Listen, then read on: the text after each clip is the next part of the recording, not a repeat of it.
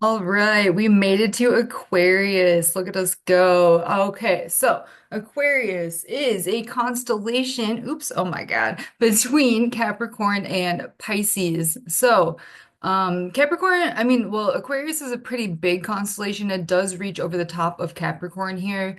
So there are some people that have Capricorn placements that have Aquarius alignments, whereas people that have Aquarius placements won't have Capricorn alignments. So I think that's interesting to note. And Aquarius energy in that regard, in my opinion, which doesn't really get into it with the mythology, but I think once we incorporate planetary influences in, it does make sense. But Capricorn energy is more so like what is and like the systems that are currently or are being built. Whereas Aquarius is more so like moving beyond and future energy. So I think it's interesting that, people with Aquarius placements don't have Capricorn alignments because they're not going backwards, whereas people with Capricorn placements that have Aquarius alignments are more moving forward. So I don't know, take that or leave that for whatever. But a lot of different stars within Aquarius here. I would say that the most significant degree, probably 5 degrees here would be the most significant. Yeah, most likely. So if somebody has 5 degrees Aquarius, they have a ton of Aquarian energy here. All right, so Aquarius mythology, what can we learn? The first myth we have is Ganymede, the son of King Tros, Zeus, who was shot by the arrow of Eros. And if you guys remember, Eros is Aphrodite's son. So which is his arrow, Cupid's arrow, is represented by the constellation Sagitta. So anyway, Zeus was shot by the arrow of Eros, when he did this with the intention of making him fall in love.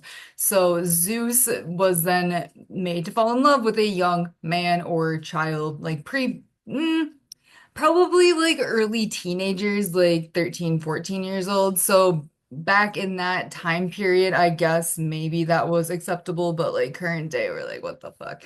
Anyway, so Zeus sent his eagle, Aquila, to bring Ganymede to Olympus to serve as cupbearer.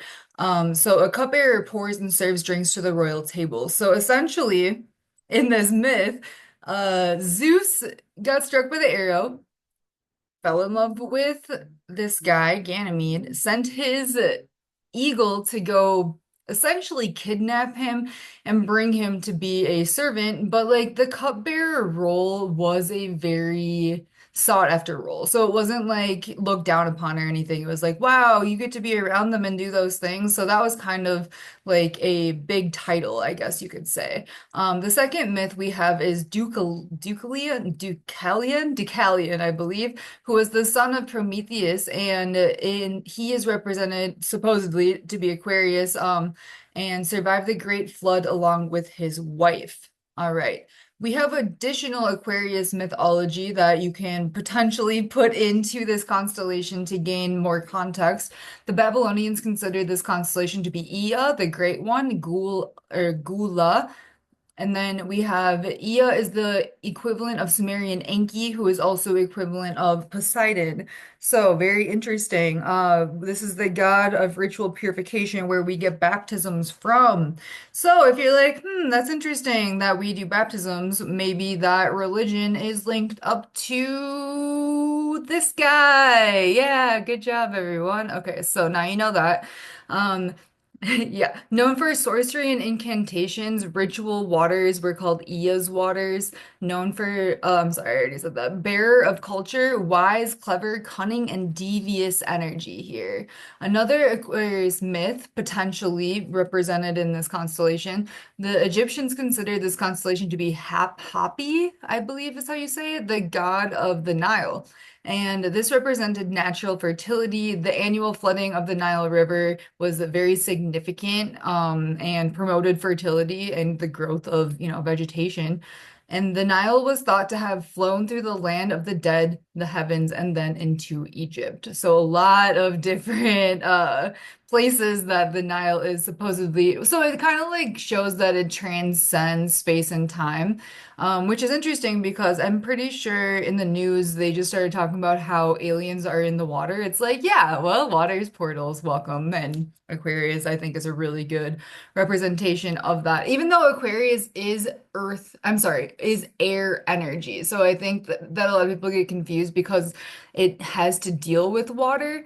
Most people assume it's a water sign, but it's more so it contains the water. Okay. So like cup bearer contains the water, water bearer. All right. And then the Lord of Fishes and Birds of the Marshes was this guy as well. All right.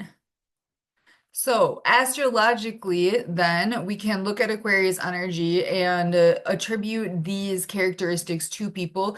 Again, just because somebody has an Aquarius placement does not mean they've dealt with every single thing on this list. It just makes it more likely for them to experience that energy. All right, so Aquarius placements, they might be the target of childhood sexual abuse from elders in some way, shape, or form.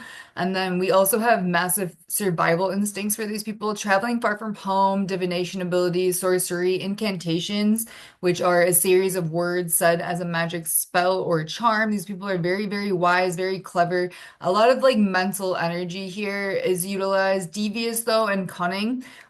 They tend to hold or like gain a lot of respect from others, typically due to their intelligence, respected, ritualistic, and fertile. So fertile can be anything that can be ideas, babies, just a lot of energy of creation here too. All right. The first alignment we have to Aquarian energy is Grus.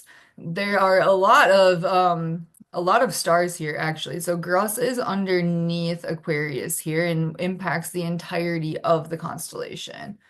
All right. So Grus, don't know. No associated mythology with this one.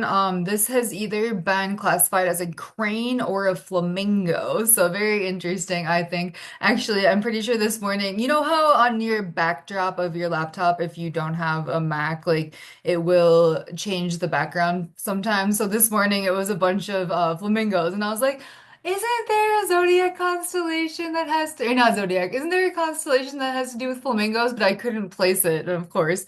Here it is. So, crane symbolism then. Because we don't have mythology, we have to just go off symbolism. So, crane symbolism, happiness, eternal youth, longevity, prosperity, good luck, wisdom, balance, harmony, and fortune. And then flamingo symbolism, beauty, balance, potential, romance, spiritual power, elegance, extravagance, and I guess I didn't know this, but it is a swingers symbol.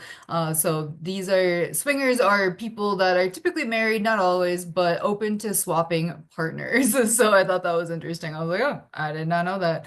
Apparently, upside down pineapples are that too, which I would have saved me a lot of time if I would have known that. But that's a different story. Okay, but anyway.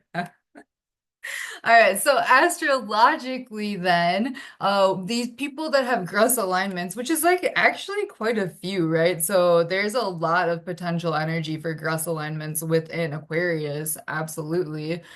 So these people astrologically, they might have a lot of happiness, eternal youth, longevity, prosperity, good luck, wisdom, balance, harmony, fortune, beauty. Oh, I wrote balance twice. That means, well, that just means they're double balanced, I guess. Potential, romance, spiritual power, elegance, extravagance, and open to swapping partners. It's essentially just a list that is taken from obviously the symbolism here. So I don't know. I would actually be really interested to hear more if other people do have these alignments, if those are like major themes within their life in accordance to whatever planet it is. So, like, for example, if somebody has Venus aligned with Grus, it's probably going to play out a lot differently if they had like Pluto, right? So, I don't mean, actually, nobody right now would have Pluto in Aquarius, but you get what I'm saying. All right, so Pisces Austrinus is the next constellation. We have six different alignments here. I will say the 3-degree alignment is not very bright. You could maybe drop that one off if you wanted to. Same with six, but I did include it. So 20 degrees would be the most powerful or most potent energy for this one. We see this constellation directly underneath Aquarius here. All right. So Piscis Austrinus, the southern fish. The Babylonians called this mulku or fish. Syrian mythology, this constellation was considered the goddess Atargatis, Gatis, I don't know, who was a fertility goddess, and she once fell into a lake but was rescued by a large fish. Then this is the fish then that was in the sky, that she was like, oh, thank you for rescuing me. Now go in the sky. I will remember you forever. Like, okay, we get it. But she would, weirdly though, she would then later all of those who ate fish even though her priest ate fish daily. So a little bit of contradiction there, but I can see where she's coming from. Like, she didn't want the general population to eat the fish, but it was fine if her priest did. It's like, girl. Anyway, in the Greeks considered this to be the great fish swallowing waters of Aquarius. So you can kind of see that within this picture here. And then the two fish in Pisces are the children of this fish, according to astronomy, or at least the mythology associated with astronomy. And then Egyptians had this as the fish that saved Isis from drowning and was placed into the sky. So, as we can see, with pretty much no matter which mythology we look at, this is a fish, okay? And so, Pisces Austrinus astrological interpretations, then, these people might feel the need to save or rescue others. They likely are seeking knowledge and information. Producing magical or spiritually gifted children might be attributed to this placement as well, helping people even if they don't necessarily deserve it, and able to deal with varied emotional states. So able to take in the waters and kind of do whatever with them. Waters to me is emotional energy. All right. Cephas. Let's do it. So Cephas is really far up north here, but it is still aligned with Aquarius if we follow it down. All right. So this is the King constellation. This is the father of Andromeda. They are close to each other in the sky as well. The husband of the vain wife Cassiopeia. She is another constellation. Let me see if actually I can. So we have Cephas here, we have Andromeda here, and then I believe Cassiopeia is over here somewhere. But yeah. All right, so floods were ravaging his land. Why? Because his wife, the vain wife, Cassiopeia, was just yapping to everybody about how her daughter's beauty, Andromeda's beauty, was she was more beautiful than all of the sea nymphs. And when Poseidon caught wind of this, he was like, oh, really, bitch? Okay. So he sent floods to destroy the lands that this king Cepheus and his wife, I guess Queen Cassiopeia, ruled over. And so they were like, that's not good. You're destroying everything we've ever built. You're destroying our kingdom. So they went to the oracle and they were told to sacrifice Andromeda to Cetus, which is a sea monster, to appease Poseidon's wrath and save their land. So they were like, all right, we're going to do that. And that's what they did. But luckily, Andromeda was saved by Perseus, but that's another story, in a different constellation. But this constellation of Cephas houses an ultramassive black hole, one of the largest currently known. So I do think black holes are interesting and how we interact with them. Or like if somebody has an alignment, to that black hole, how that might impact them. I don't know which degree it's at though, so that's not helpful. My apologies. Okay. So Cephas astrologically then, these people might have to really be careful in who they choose to have a partner with so that they, don't end up with the wrong person and end up like in a situation where they have to sacrifice a child because that's literally crazy. These people might be, like business people or something where they have to make a choice between their business or their family or, something like that. They might be expected to be treated like royalty. So if they aren't treated like royalty, they might get an attitude about it, which we can definitely see with like the God complex for Aquarius energy sometimes. And then boss, owner, or controlling energy here as well. And then may sacrifice their children in one way or another for personal gain. Not really the best energy. All right, next up we have Pegasus. So, Pegasus. A lot of, not that many actually. One, two, three, four, five. Only five alignments here to Aquarius energy. Pegasus is a really big constellation. Started with just its nose in Capricorn and extends all the way back through Pisces. So this is one of the largest constellations in the sky. It takes up a ton of room. So obviously, yeah, it's a very, I think, very important constellation with the most important degree or most significant degree being 21 degrees with these two stars that are below three. And remember, the lower the number, the brighter the star. So the brightest star here would be Markov at 2.47, and the least bright star would be Pi Pegasi at 4.38. All right, and this is measuring magnitude, which is measuring brightness. Okay. Pegasus. So, actually, let me take a sip. All right. Pegasus was a white-winged horse. He came out of the neck of Medusa after Perseus beheaded her. No one's quite sure how, but energy transformation of some sort. Medusa used to be a mortal woman, but Poseidon raped her in Athena's temple. And then, as punishment, which makes zero sense, Athena was mad, so she turned her into a gorgon, turned Medusa into a gorgon with snake for hair. And whenever she looked at someone, they would instantly turn to stone. So this isn't the first time a goddess got mad because, somebody was raped and did something messed up to them. I think who was it? Artemis did that to somebody that Zeus raped. Who was it? I don't remember, but if you do. Yeah, so it's a theme, like these gods doing terrible things, and then the goddesses being like, oh, but Callisto turned her into the great bear. That's right. So yeah, or Artemis turned Callisto into a bear in Ursa Major. That's what I was referring to earlier. So yeah, like it's just messed up. Like I don't like any of that. It's giving dumb bitch, but whatever. So Pegasus is an offspring then of Poseidon, interestingly enough. Pegi in Greek means springs or waters, and Pegasus flew to Mount Helicon to live with the Muses and created a spring with his hoof. And anyone who drank from this spring would be blessed with the ability to write poetry, which I think is a really beautiful story. But eventually, Zeus was like, oh, there's this white-winged, powerful horse that can, do a bunch of cool stuff. So he essentially got a hold of Pegasus and used him to carry his thunder and lightning bolts. Actually, I don't know if Pegasus is male or female. I have no clue, actually. I wonder if you know.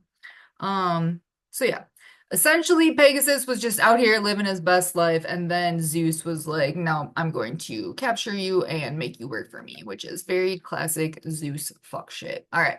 So more Pegasus astrological interpretations. If you have alignments to Pegasus energy, these people are more able than most in whatever they choose to pursue. So just good. So more able, more just good at being whatever they want to do. Traumatic births for these people potentially might enjoy being around water or feel at home around water, might be very adventurous, like to travel, might be able to be tamed under the right conditions. So again, I don't think these people are easily tamed. I don't think that anything about them is easily tameable. It's more so just like, okay, if I have to, then I will type thing. Very good at poetry and writing, able to make friends fairly easily, or like social people, social beings, and then might be used for intelligence, abilities, or power. That can be through, work situations, that could be through business deals, that could be through marriage, even. That could be for a lot of different things. All right.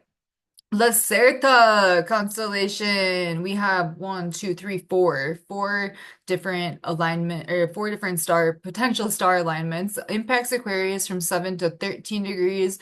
So we see Lacerta up here above Aquarius, so above Pegasus, but below Cepheus.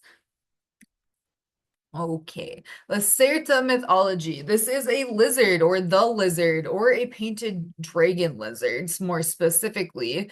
I believe that is how you say it in its traditional form or like educational or professional or like his government name. I don't know. I don't know how to say it. But they are diurnal, which means they are only active during the day. They are terrestrial, which means ground dwelling, and they are ectotherms, which means that they rely on their environment around them to regulate their body temperature. And without enough body heat, they cannot digest their food. So if they're not warm enough, they can't eat, so they die, essentially. And so this is fascinating because Lacerta astrological interpretations, they might have reptilian DNA or come from reptilian bloodlines. And there's different kinds of reptilians. There's like Lacerta types of reptilians, there's like alligator type reptilians, there's like Draco dragon type reptilians. So there's a lot of different types and they all have different temperaments and ways of being as well. So again, if you're like, what is she talking about?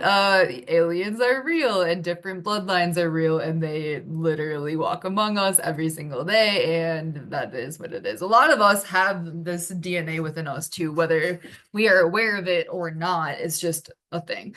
So, these people, again, they might, if they have alignments to Lacerta, they might have reptilian bloodline. They may or likely do enjoy sunlight or warm environments, so like the tropical environments. I could definitely see them enjoying maybe even desert type environments.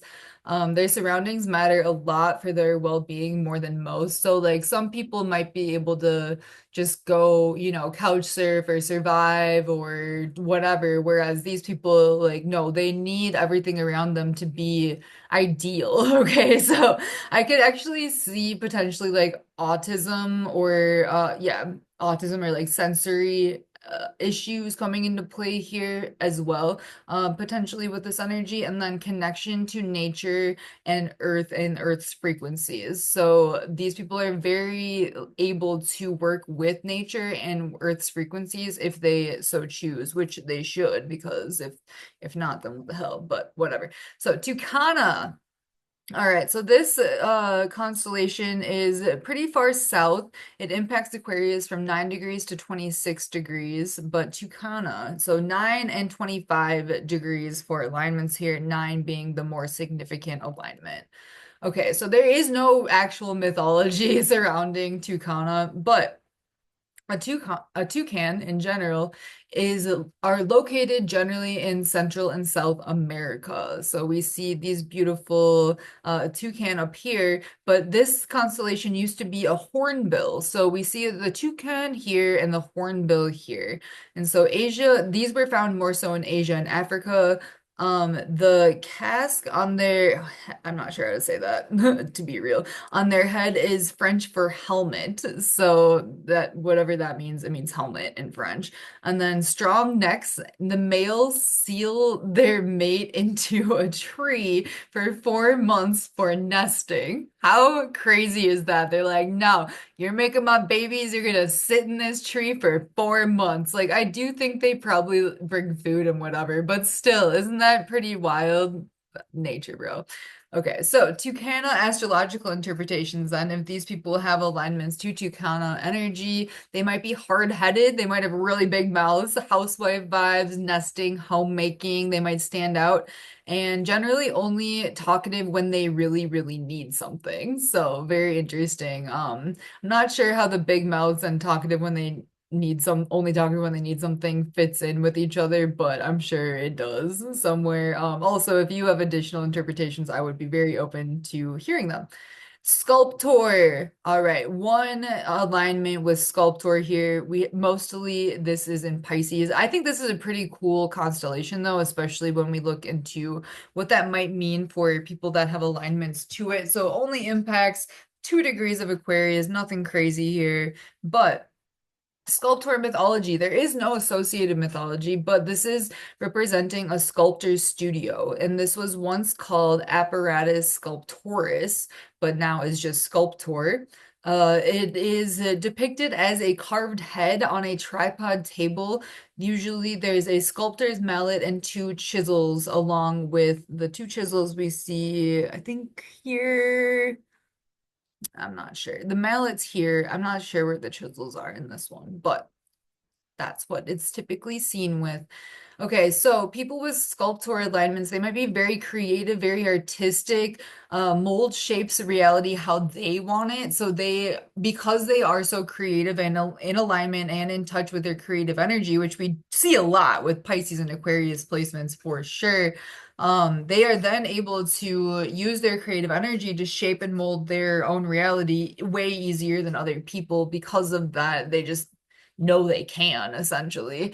And they are very resourceful, uses what they have, resourcefulness, very observational, and then they tend to express primarily through art. That is the easiest way for them to get their point across.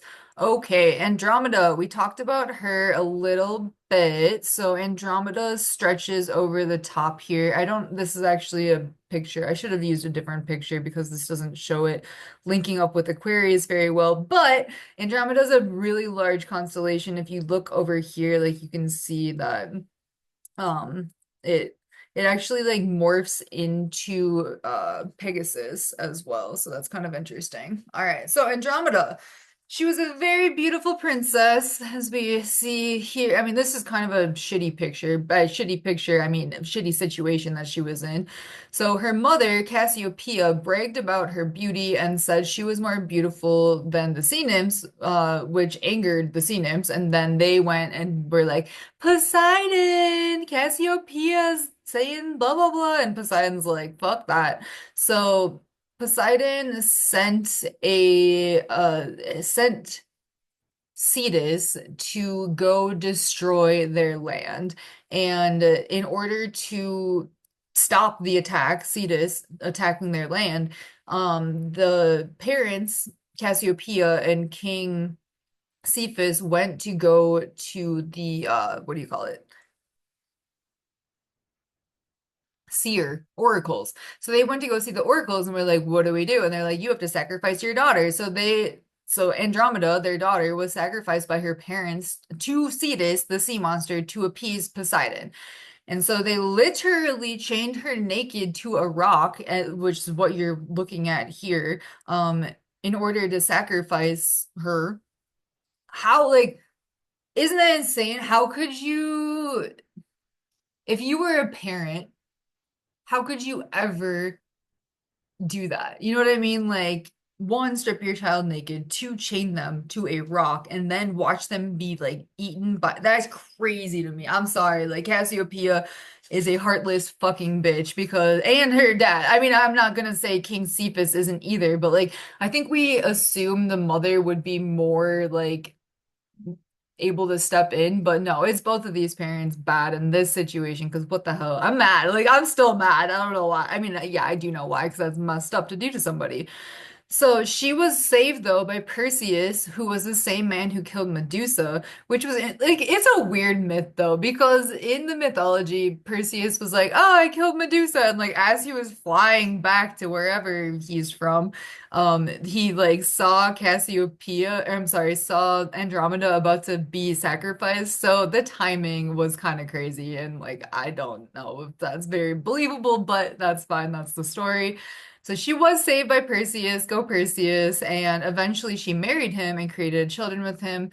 But the crazy part is a man named Phineas was promised Andromeda, and so like Perseus Phineas essentially came to their wedding and was like, "She's mine," but Perseus was like, "No, she's not," and he had to kill him and all of his friends at their wedding. So that's bold. And I mean, go, I don't know. I kind of like that story though, like for the two of them. I do like that, like sort of happy ending, but it's so crazy that they had to kill people at their wedding. That's just wild to me. All right, Andromeda astrological interpretations then. If you have Andromeda alignments, you might have issue likely have issues with your parents. Your mother may be boastful or vain or just, always wanting to like appearances over everything. Wanting and needing saving or feeling like that. And princess energy potentially, just like princess treatment, wanting that may have to pay for parent shortcomings or debts. I'm not quite sure how that would work out, but it, owing money on something and dying or something like that. Near-death experiences, feeling being naked or exposed, men falling in love with just their body, like just their naked body. So I could actually see like people with Andromeda placements being like OF models or strippers or sex workers or something like that, where they're like appreciated or, being seen naked. I do think that that archetype definitely plays out in a lot of interesting ways. And then having men or people fight over you as a love interest. So very like, yay, princess energy, but at the same time, like really hard shit in order to have that energy. So very, very challenging energy here with Andromeda. Okay. And then we have Pisces. So there is a slight overlap with Pisces and Aquarius energy. Pisces impacts Aquarius from 25 to 26 degrees, so just at the end. So at 25 degrees Aquarius, we also see a Pisces placement. And that is why, like, officially cusps do exist because there can be overlap along the sun's ecliptic path when it comes to the zodiac constellations. All right, so Pisces, not Piscis Austrinus, but Pisces now. In the Babylonian origins, this was a pair of fish connected by a cord, which is what we are seeing right here. So one fish, two fish, red fish, blue fish. Okay. We all know I had to say that. Okay, so Roman mythology, this was considered to be Venus and Cupid, who were son and mom, Cupid, son, Venus, mom, tied themselves together with a rope and transformed into a fish to escape the monster Typhon. So the two fish would be them, essentially. And Typhon was a monster with 100 dragon heads and fiery eyes. So very much not really somebody to mess with, which is why they were fleeing him. I believe that's the same monster that Pan was fleeing from too, and got into the water to get rid of him. So that actually, now that I think about getting into water, yeah, it's definitely a transformational place. Okay, so in Greek mythology, this was considered to be Aphrodite and Eros, which is the Venus and Cupid equivalent. They jumped into the water to escape Typhon. So same story essentially. And two fish came though to help them and carried them on their backs to safety. So in the Babylonian myth and the Greek myth, these are fish, and in the Roman myth, this was Aphrodite and Eros who turned into fish. So I don't know. I kind of like the Greek one the best. It makes the most sense, I think, because I don't know, but whatever. And then down here we see a depiction of the scary Typhon. Very scary. Very intimidating. Okay, so if somebody has Pisces astrological Pisces alignments, this will be the astrological interpretations. So these people are able to deeply connect with others. They might need to do a lot of like cord cutting throughout their life, a lot of soul ties, stuff like that. So they are likely emotionally bonded with multiple or many people. So again, they purposely have to like cut different cords, and that can be done through spell work or different ways. But if you are like, I need to do a cord cutting and you really don't know how, definitely ask me and I'll tell you. So these people, motherly love, unconditional love from this energy, transformational, protective, may need to escape predators or harsh conditions and able to maneuver within emotional situations. Something I did not include, which I should have, was, well, there's additional mythology when it comes to Aphrodite and Eros, which maybe I'll talk about more when we talk about Pisces, but she Aphrodite is essentially responsible for like current day boy mom energy, that weird dynamic. So there is like a weird dynamic between these two for sure. I will actually, I don't have it included in Pisces yet, but I'm going to include the story verbally when we talk about Pisces so that you guys understand where I'm coming from with that because I haven't said it out loud yet, but it's been in my head. So, all right. Anyway, so that will be the extent of Aquarius. Next up, we do have Pisces, and then that will wrap up the entire zodiac and the other constellations that align to it. All right. Cool, cool, cool. See ya on the next one.